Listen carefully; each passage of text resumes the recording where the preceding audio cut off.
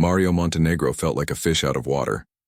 Accustomed to the big sharks of the market, he now had to worry about cases of clients wanting to sue neighbors over a fence.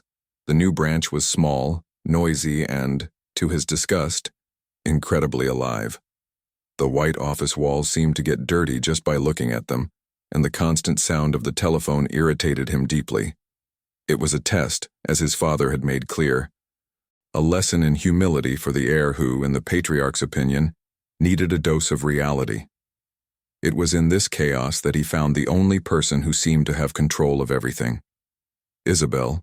Her desk was always organized, her reports were impeccable, and, more than that, she had a calm that seemed bulletproof against the office's turbulence.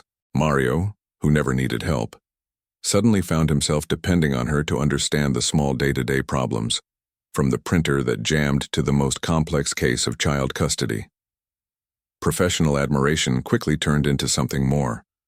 He watched her in meetings, enchanted by the clarity of her words and the passion with which she defended each client.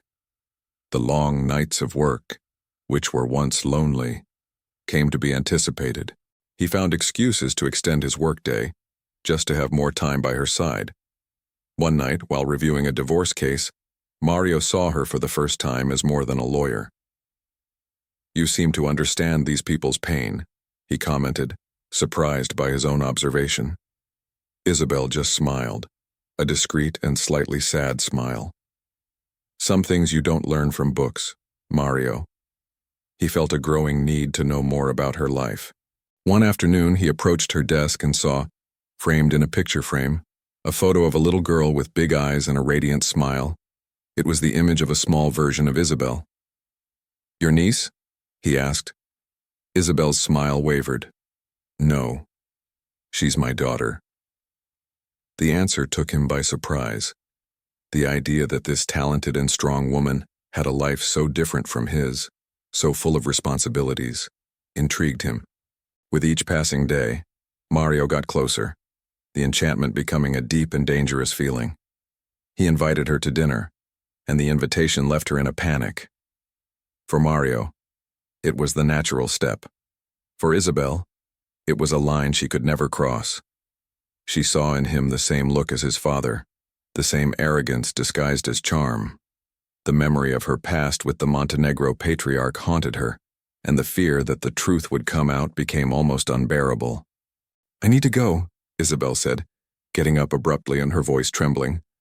Mário held her hand. "What's wrong? Did I do something wrong?" "No, I—" She stopped, not knowing what to say. Isabel pulled her hand from his, her eyes full of a fear that Mário could not understand. "I'm sorry, Mário. I can't. It's not a good idea." She murmured an excuse about a commitment and rushed out of the office, leaving him confused and standing in the middle of the room. The rejection, coming from Isabel, hit him in a way he never imagined. He, Mário Montenegro, was not the type of person who heard no. But the way she had fled, with an almost desperate urgency, made him feel not rejected but feared. In the days that followed, the tension between them became a physical presence in the office. Isabel dodged him in the corridors. Her conversations were short and strictly professional. Mário, in turn, tried to decipher the mystery that was her. He watched her from a distance and noticed that the seriousness of her face disappeared completely when she answered a call from her daughter. The contrast was so great that Mário felt more intrigued than ever. A week later, the elevator door opened to reveal the imposing figure of the Montenegro Patriarch. The silence that settled in the branch was absolute. Mário saw the employees freeze at their desks, as if time had stopped. His father inspected the place with a critical eye, and his presence made Mário feel, once again, like a simple intern. The Patriarch walked slowly, his footsteps echoing on the faux marble floor. He stopped in front of Isabel's desk, and Mário felt his heart race. Isabel froze. She looked up, and for an instant, time stood still. The Patriarch's eyes scrutinized her from head to toe. He didn't recognize her, or at least, pretended not to. "Mário," he said, turning to his son. His voice was low, but filled with authority. "Is this the lawyer I was told is standing out? I see you have an eye for talent, just like your father." That comment, the way Mario's father didn't recognize her, or ignored her, was the proof Isabel needed. That was a chapter he had buried, a story he had erased. The relief of not being discovered was mixed with the pain of invisibility. For him, she was nothing more than a competent lawyer. Later that day, Mario was called to his father's office. The Patriarch wasted no time. "I have a case for you," he said, sliding a folder over the mahogany table. "A confidentiality agreement with a former mistress. The client is from the family. It's a delicate matter." Mario opened the folder. The document was simple, straight to the point, just a name, and the world stopped spinning. The name of the former mistress was Isabel Santos. Mario looked at the sheet and then at his father, who watched him with an indecipherable expression.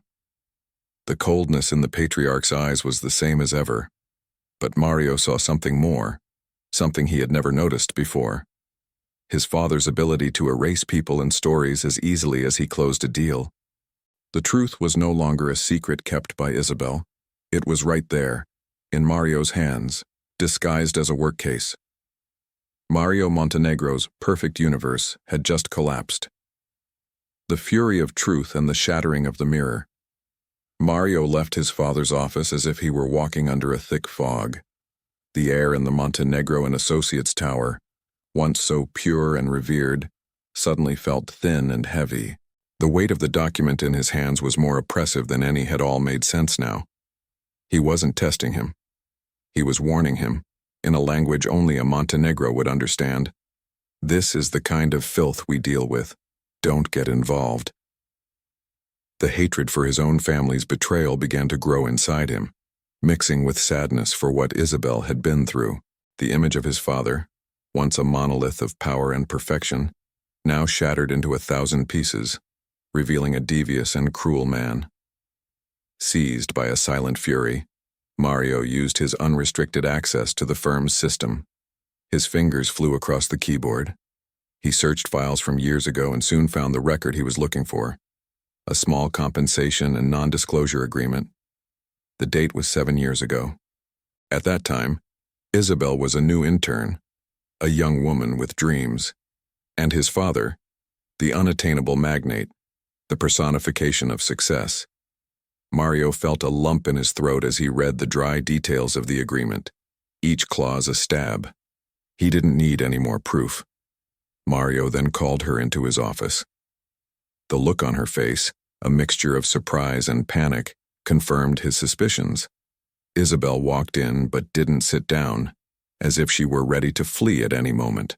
"I need you to be honest with me," he said, his voice tense and low. "Not as your boss, but as the person who was trying to get to know you." Isabel sat down slowly, her heart pounding. She saw in his eyes that the game was over. Fear took over her, but she knew she could no longer run. "I feel like you're hiding something," he continued, his voice low. "Something about your past that prevents you from getting close to me." Isabel took a deep breath. It was now or never. The truth was a weight that was crushing her. I had a complicated history before I came here, and it's not something I'm proud of." Mario waited, his gaze fixed on her. "Please just tell me the truth."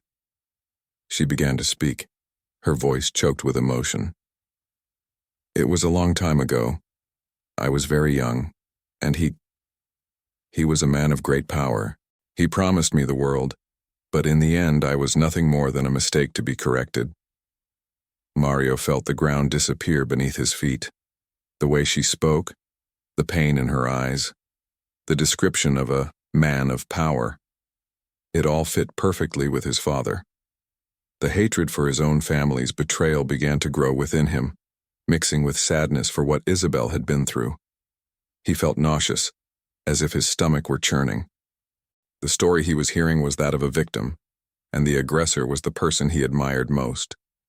But the biggest revelation was yet to come. He remembered the photo on her desk, of the little girl with the radiant smile. "And your daughter?" he whispered, his voice almost inaudible. "When was she born?" Isabel didn't answer with words. A single tear rolled down her face. At that moment, Mario knew the most cruel and unexpected truth. Isabel's daughter, whom he had looked at with tenderness, was not just his half-sister. She was the living proof of his family's secret, the result of the dark past his father tried to bury. The love he felt for Isabel mixed with the deepest betrayal, a complex knot of emotions that could break the Montenegro heir once and for all. He didn't feel anger towards Isabel. He felt a deep desire to protect her. The betrayal he felt was from his father, the manipulation of a man who turned lives into secrets. The pain in her eyes was what hit him the most, the weight of years of lies and fear. An alliance forged in betrayal. Mario stood up, walked around the desk, and knelt in front of her, a gesture he never, in all his life, thought he would make for anyone. The posture of a perfect heir was replaced by that of a man seeking redemption. "You don't need to be afraid of me," he said, his voice calm and firm. "And you don't need to be afraid of anyone else. You're not alone anymore, Isabel." She broke down, the tears she had held back for years finally falling. She told him everything, about the past, about his father, and about the constant fear of being discovered. Mario listened, each word a stab, but his focus was different. He was no longer focused on what had happened, but on what he could do now. His feeling of love for her had transformed into a protective force, a need to ensure her and her daughter's safety. At that moment, they forged a silent alliance. The trust he placed in her was as great as the betrayal he felt from his father. Mario returned to his office with a new mission. He was no longer just the heir managing a branch. He was the guardian of a secret and the protector of 2 lives. He opened his computer and began to work, but not on client cases. He drafted a new employment contract for Isabel, a bulletproof document that would protect her from any attempt at dismissal without a multi-million-dollar settlement. He also discreetly investigated paternity and inheritance laws, not to expose his father, but to arm himself for the war he knew was coming. At the end of the afternoon, the phone rang. It was the Patriarch. "What about the case, Mario?" the cold voice asked. "The confidentiality agreement with the lawyer. Was it resolved?" Mario felt a shiver. The way his father spoke about the matter as if it were a simple business detail was disgusting. "Yes, Father, it was resolved. The agreement is signed." His voice was calm, emotionless, but he added a subtle phrase that only his father would understand. "She is a key player here at the branch. I'm going to need her." On the other end of the line, there was a charged silence. "I hope so, Mario. Loyalty is the most important part of our business. Discretion, too." Mario hung up the phone. He looked at the little girl's photo, her smiling face now with a new meaning. His father's game had ended. His, however, was just beginning. He was in control now, and he would do everything to protect the people his father considered disposable. The perfect heir of the Montenegros had just declared war on his own creator. The Patriarch's revenge and the counteroffensive. The Patriarch was not a man of second chances. That something extra in Mario's voice, the insinuation that Isabel was more than a disposable piece, did not go unnoticed. Days later, Mario received an email with the new team structure. Isabel would be transferred to the Rio de Janeiro branch, a promotion disguised as an exile. It was his father's perfect maneuver to get her away, a way to remind him who was really in charge and that loyalty, in the Montenegro Empire, was a one-way street. Mario's fury was palpable. He sat down with Isabel, and the two, now an inseparable duo, drew up a plan. The transfer was a problem, but also an opportunity. Mario used his knowledge to create a dossier, not on Isabel, but on the dark financial transactions that his father's office had carried out in recent years. He knew that his father's empire was built on quicksand and that, if pushed when it could fall. The final move came in the form of a legal summons, not for the company, but for the family itself. A custody hearing was scheduled for the next day, and Mario received the notice. His father was the one who filed the request. The Patriarch, through his lawyers, was asking for custody of his daughter, alleging Isabel's financial instability and the lack of a suitable home for the child. Mario felt the world crumble. His father wasn't just trying to separate him from Isabel, he was using his own daughter, the most precious secret, as a weapon. It was a war, and the battlefield was the life of an innocent. The confrontation at the top of the tower. On the morning of the hearing, Mario stormed into his father's office. The secretary tried to stop him, but he ignored her. The Patriarch was sitting in his leather chair, with a cold, calculated smile. "I thought we'd have a conversation," he said, without raising his voice. "You've learned to use the firm's power, but you've forgotten the most important part. Loyalty. Family is loyalty, Mario." Mario threw the dossier on the table. The sound of the papers scattering was a cry of defiance. Family is more than loyalty. It's the truth. I know everything. I know about Isabel, and I know about my sister. You're not going to take her daughter. The father's smile disappeared, replaced by a look of contained fury. You think that's going to intimidate me? You're my son. You wouldn't do anything to harm our name." Mario looked him in the eyes, with a determination he had never felt before. "No, but you would. I have the dossier, Father. If tomorrow's hearing continues, I'm going to use it. I'm going to expose every transaction, every secret, and I'm going to prove to the judge that you are not fit to have custody of anyone. I'm going to take you down." The Patriarch stood up, his voice low and threatening. "You've made your choice, Mario. You've chosen a woman with a dirty past and an illegitimate child instead of your family. I hope you're ready to live with the consequences." Mario felt a chill down his spine, but he wasn't intimidated. The war had been declared. The perfect heir had broken the only rule of the game. Don't fall in love with your father's move. Now, the only certainty was that, for one of them, the fall was inevitable. The courtroom and redemption. The cold air conditioning in the courthouse hallway was nothing compared to the cold Mario felt in his soul. The facade of his perfect life had collapsed, and his father's promise of an all-out war echoed in his mind. He found Isabel, her face pale with worry. "He went all the way," Mario said, his voice hoarse.